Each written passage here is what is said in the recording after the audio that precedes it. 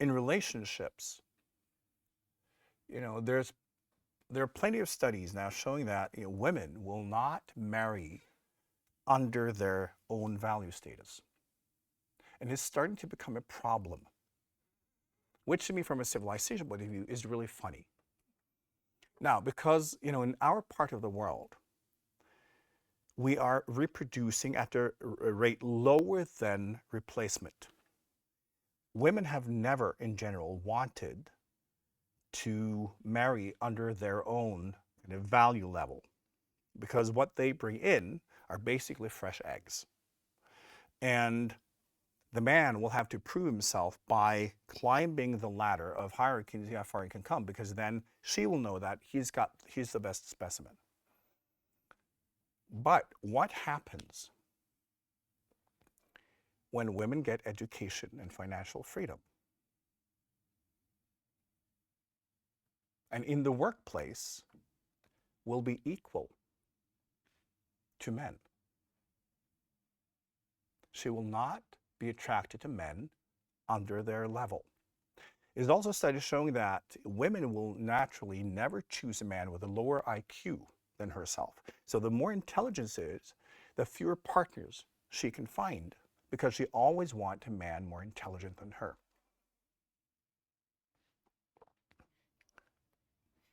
And when you have, as a woman, when you have proved your own intelligence, when you have education and all of that, you will not be attracted normally to men underneath that. You can be attracted to like workers as a sexual thing, but I mean like for a husband, right?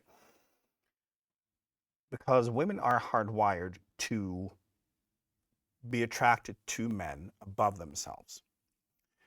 In the old days, women did not have material value or wealth. All of that followed men. So men would then naturally be above her, and men would have education, they prove themselves, and women could be very impressed. So it was easier for women to find partners. Not today. Men, on the other hand, all throughout history have been marrying beneath their level, right? Because if women wants to trade up, men have to trade down. That's been natural, right? So men are not really part of this problem. But it's interesting as a civilization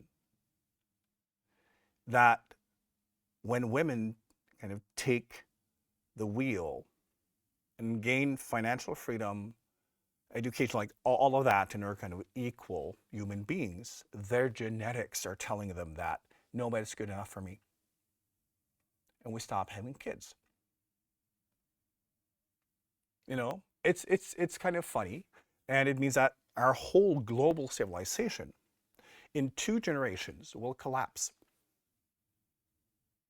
Maybe sooner.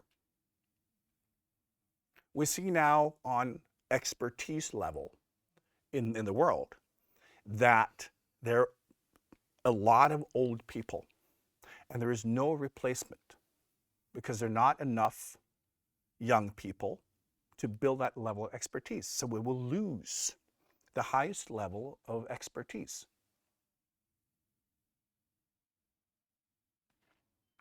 So luckily, technology is moving forward, and it's now possible to produce children, outside the womb.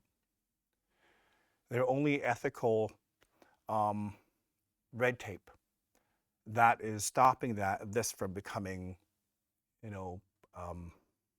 a mass-producing baby machine. But that will happen, as this is the solution to that. So new technology will move forward, but it's kind of funny that we're genetically backfiring our own strategies because relationships are transactional until they are not. And this is, again, why we as humans, we have to move past this level and look at what we're attracted to and why. And a lot of people today, hopefully, including you guys, when you build relationships, it's based on love, not exchange, not transaction, but understanding that we are spiritual beings walking our paths, and then we meet, and then we co-create. But it's not about value. It's not about being confirmed. It's not about any of that. It's about, sharing and nurturing and also being each other's gardeners. And then you don't care about status. You don't care about any of that. But where people are today still, this is a reality. And this is the one most important factor in why relationships are more difficult and why we have so few children. Remember also that when people do divorce, 80% or more women are taking the initiative because they experience that the man is not bringing them enough value. Being with someone on the same level is against female genetics. I said in the old days where men had everything, every single man would be above you as a woman. So much simpler. Today, not so much. So it's then when you feel you're on the same level, or even someone like, you can tell yourself, well, he's a little beneath me, then you start getting annoyed by everything. When someone is bringing high value, you don't care about their behaviors. You don't care what they do because they bring value.